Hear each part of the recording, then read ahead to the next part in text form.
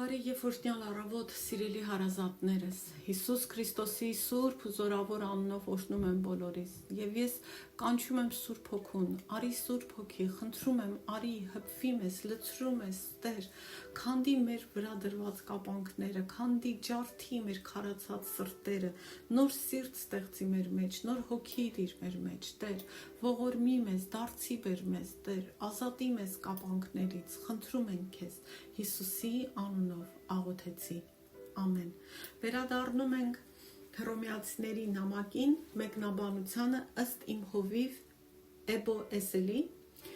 Երեք խոսեցինք 4 նշանների մասին, որ ցույց են տալիս, որ մարդը Քրիստոսի իրական առաքյալն է։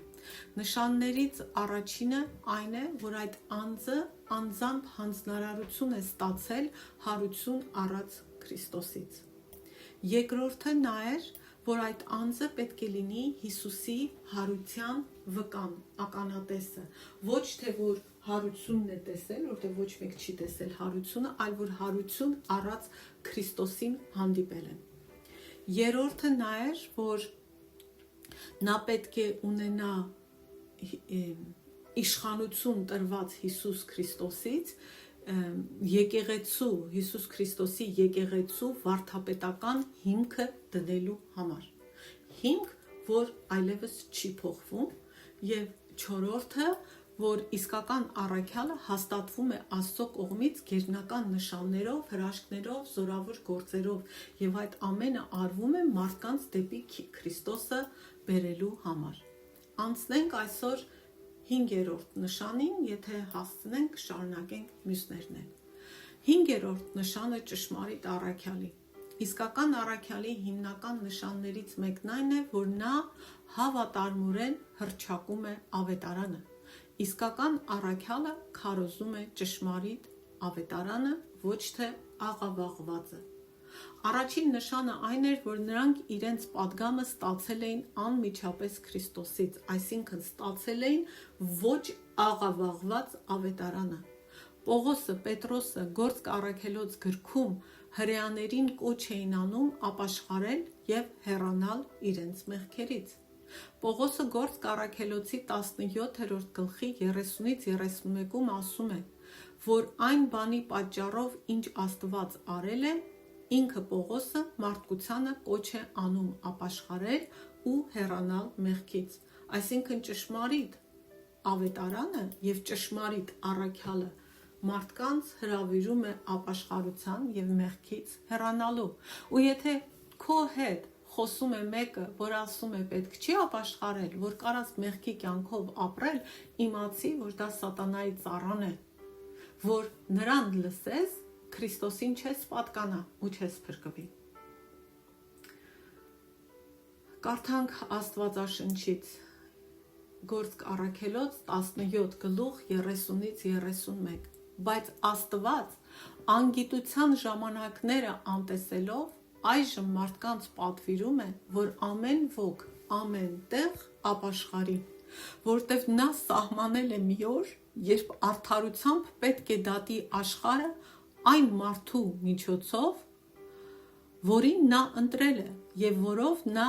հավաստիացրեց բոլորին նրան մեռելներից հարություն տալով։ Այսինքն Աստված բոլորին ամեն տեղ ասում է ապաշխարեք, որտև ես սահմանել եմ մի օր, երբ արդարությամբ դատելու եմ բոլորին եւ դատելու եմ այն մարդու միջոցով, որին մեռելներից հարություն եմ տվել։ Դա իր որդին է, Հիսուս Քրիստոսը։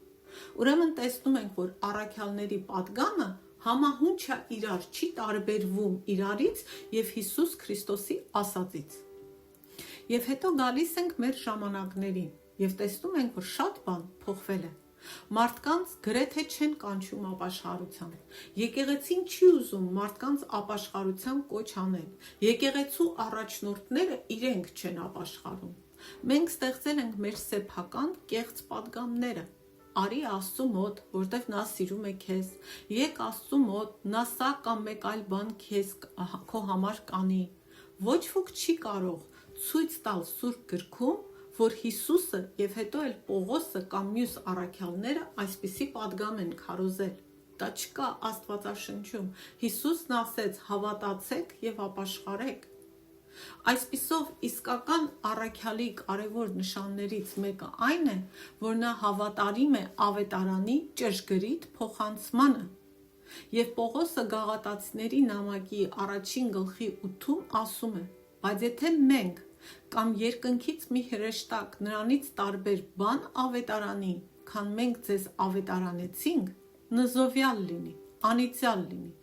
Սա լուրջ հայտարարություն է, դա բացառիկ հայտարարություն է։ Նա ասում է. ինչ որ մենք քարոզեցինք, եթե որևէ մեկը այլ պատգամ է քարոզում, մեզնից տարբեր, թող անիծյալ լինի։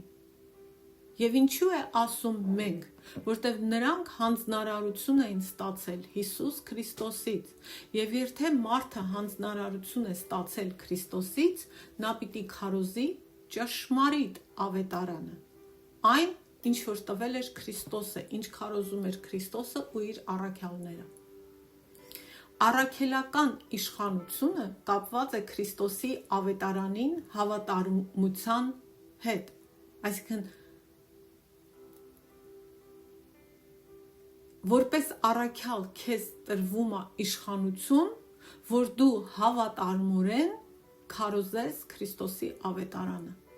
Իշխանությունը այլ պատճառով չի տրվում։ Եվ երբ մենք քննում ենք, ուսումնասիրում ենք Հռոմեացիների նամակը, մենք պիտի սովորենք ճշմարիտ ավետարանը։ Բայց երբ սովորում ենք ճշմարիտ ավետարանը, սկսում ենք նաև հասկանալ, թե որն է ոչ ճշմարիտ ավետարանը, որովհետև կեղծը ճանաչելու համար պետք է իմանալ բնօրինակը։ Այդպես կտեսնենք հստակ տարբերություն կեղծ սպասավորների և Աստծո ճշմարիտ սպասավորների միջև։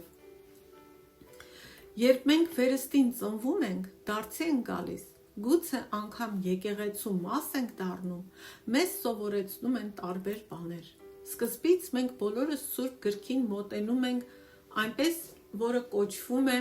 նախնական ըմբռնում։ Այսինքն գալիս ենք Սուրբ Գրքին այն բաներով, այն մոտեցումներով, պատկերացումներով, որոնք մեզ սովորեցրել են, որոնք լսել ենք, ֆիլմերում ենք տեսել եւ այլն։ Եվ երբ կարդում ենք Սուրբ Գիրքը, այն հատվածները կարծես հաստատում են այն, ինչ մեզ սովորեցրել են, ինչ մենք մտածել ենք։ Մեծամասամբ այդպես է։ Բայց երբ հասունանում ենք, պետք է ճշմարտությունը ստանանք հենց Սուրբ Գրքի տեքստից, ոչ թե մեր նախնական պատկերացումներից, ոչ թե ֆիլմերից, ոչ թե տատիկի պապիկի ասածներից։ Օրինակ, Հիսուս Քրիստոսը քննեք, թե ինչպես էր նա մարդկանց կանչում եւ ինչ էր ասում։ Եկեք կարդանք Ղուկաս ավետարանի 9-րդ գլխի 23 խոսքը։ Երբ նրա 12 աշակերտներն ու հազարավոր մարդիկ հետևում էին նրան, նա կանգ առավ եւ ասաց. եթե մեկն ուզում է իմ հետևից գալ, թող իր անձը ուրանա, ամեն օր իր խաչը առնի ու իմ հետևից գա։ Ղուկաս 14:33-ում էլ Հիսուսը շարունակելով ասում է.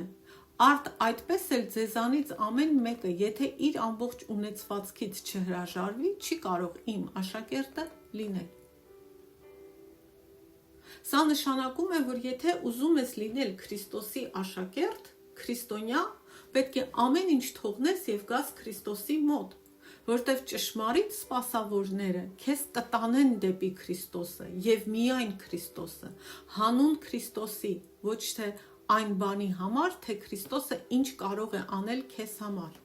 այլ հենց Քրիստոսի համար, որտեղ նա արժանի է, հանուն Քրիստոսի։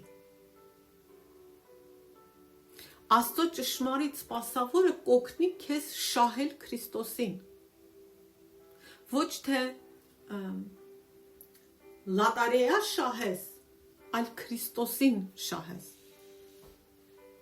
Մինչդեռ կեղծը կօգնի քեզ շահել այն, ինչ Քրիստոսը կարող է անել քեզ համար։ Երկրորդ տարբերակը շատ գրավիչ է հնչում, շատ շահեկան, բայց դա Քրիստոսի նպատակը չէ։ Նրանք ասում են, որ Քրիստոսը եկավ քեզ ամեն ինչ տալու համար, իսկ դու կարդում ես Աստվածաշունչը, կարդում ես Հիսուսի խոսքերը, կարդում ես առաքյալների նամակները ու նրանք ասում են ամեն ինչ թող, որպեսզի շահես Քրիստոսին։ Որտեղ է այս պատգամը եկեղեցում։ Լսում եք նման պատգամ։ Ձեր ականջներին նման պատգամ դուր է գալիս, թե դուք էլ Պողոսի նկարագրած այն մարդկանցից ենք, որ ուզում ենք մեր ականջները շոյող, մեզ շահավետ, լավ պատգամ։ Մենք այն չենք լսում, որտև ապրում ենք մեծ խաբեության և մոլորության դարում։ Մատթեոս ավետարանի 24-րդ գլխի 5-րդ խոսքում, երբ Հիսուսը ասաց, շատերին կմոլորեցնեն, եթե մաթեմատիկարեն նայենք, շատերը 50-ից ավելն է 100-ի մեջ։ Այսպիսով իսկական առաքյալը նա է, ով հավատարիմ է ավետարանին։ Նրանք ասում են այն, ինչ Հիսուսն ասաց, և ասում են այն, ինչ առաքյալներն ասացին։ Եթե ոչ, նրանք այն մարդիկ են, ում մասին Հիսուսը զգուշացրեց Մատթեոս 24-ի 4-5-ում։ Հիսուսը պատասխանեց ու ասաց նրանց. զգույշ եղեք, որ որևէ մեկը ձեզ չխաբի, որտև շատերն իմ անունով կգան և կասեն, ես եմ Քրիստոսը, և շատերին կմոլորեցնեն։ 6-րդը. իսկական առաքյալը նա է, ով ունի Քրիստոսի նման բնավորություն և պատրաստ է զոհաբերական տառապանքի։ Գիտեք, Հիսուսը իր բոլոր առաքյալներին խոստացավ, որ նրանք պիտի տառապեն։ Դա շատ հստակ գրված է։ Սկզբից նա նրանց սովորեցրեց այդ մասին։ Իրականում տառապանքը իսկական առաքյալի կոչման նշաններից մեկն է։ Բոլոր առաքյալները տառապեցին։ Նայեք Պողոսին, նա անգամ թվարկում է իր տառապանքները։ Այսօր նույնիսկ տառապանքի պատգամը չենք լսի եկեղեցում։ Հաճելի չի դա մեզ քրիստոնյաներից։ Բայց դա իսկական առաքյալի Քրիստոսի ճշմարիտ աշակերտի նշաններից մեկն էր տառապանքը։ Առաքյալները բնորոշվում էին խոնարհությամբ, համբերատարությամբ և Քրիստոսի համար տառապանքով։ Նրանք կոչված էին կրել Քրիստոսի աշակերտ լինելու, Քրիստոսին պատկանելու գինը։ Գիտես, որ ես ու դու էլ ենք դրան կանչված։ Ես ու դու էլ կանչված ենք դրան։ Վաղը կշարունակենք։ Ամեն։